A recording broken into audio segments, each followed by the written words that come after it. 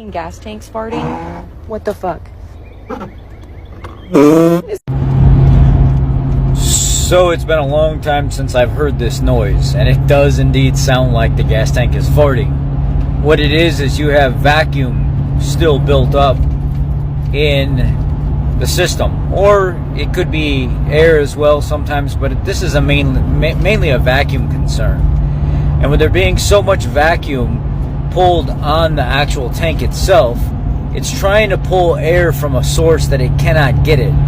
So it vibrates around that fuel door, and it'll, yeah, I don't even know if I can make this sound.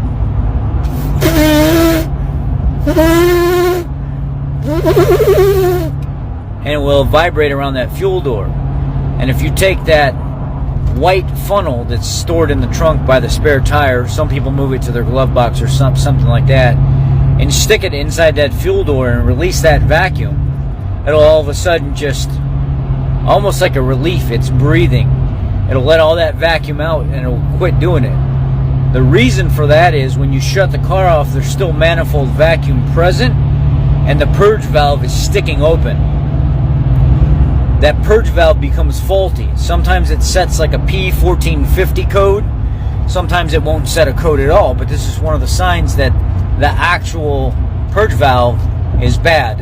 It's hanging open just enough to let some of that manifold vacuum pull excessive vacuum that's still in the intake side or on the engine side on the fuel system, and it makes that vibrating sound. Some people will replace the vent valve thinking that it's the vent valve. It is not the vent valve.